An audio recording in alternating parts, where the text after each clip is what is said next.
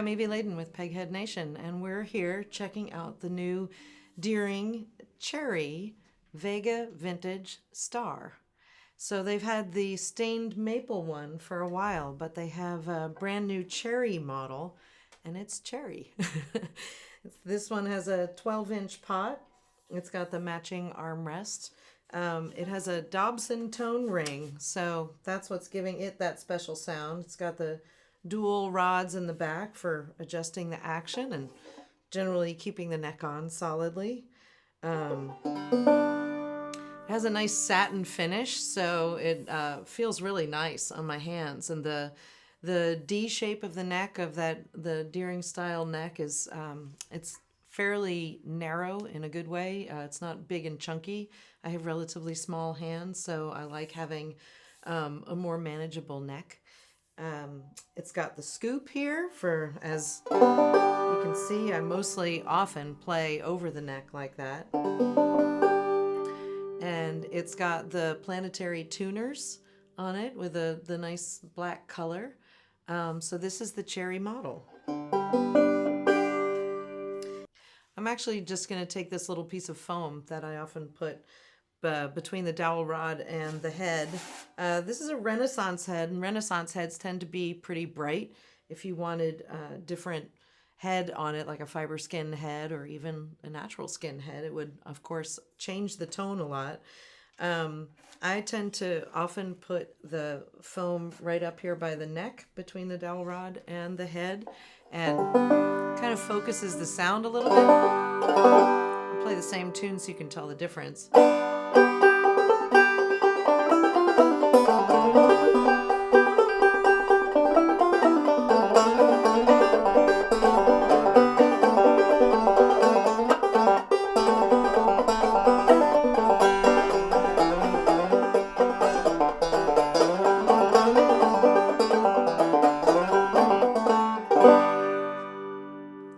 So let's just try some different tunings on this instrument.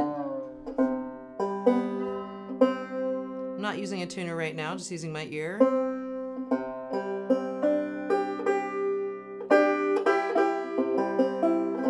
Just moving right into C, double C tuning.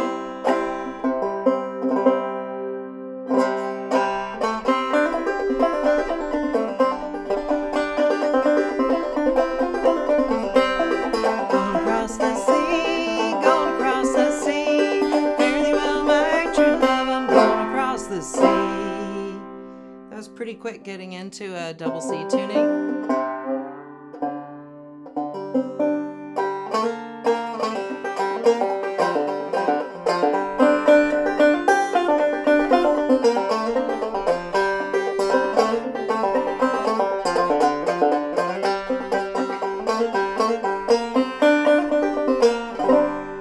And into modal tuning. So in performance, it's pretty important that I'm able to change tunings really quickly, or even in jam sessions, so people aren't impatient with me. And I appreciate when a banjo really stays in tune. And I'm going to grab a capo here. And I got my trusty Shub banjo capo and bring it up into A modal.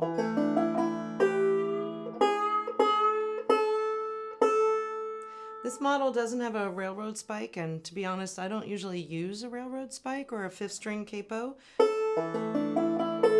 I just tune it up because I don't like lowering the action of the fifth string.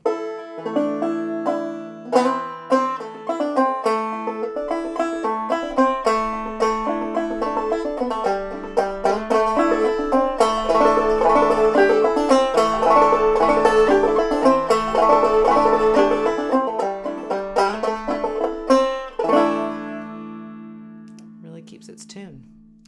So that's the cherry version of the Vega Vintage Star made by Deering, and let's check out the original maple one.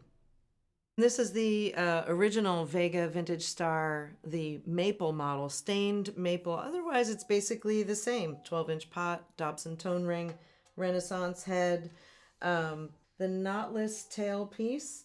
I like these tail pieces just with the loop on the string. And same feel to the neck, satin finish. So it feels more matte than glossy, and it's real nice on the hands.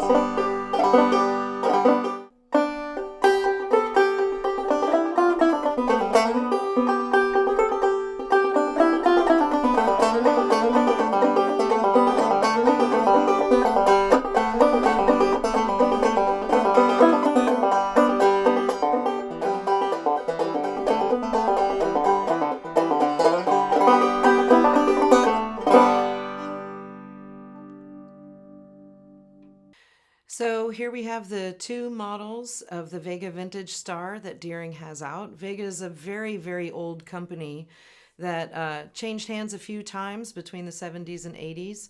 And it's cool that Deering has picked it up and restarted this, Vega line, and especially this Vintage Star with the Dobson tone ring.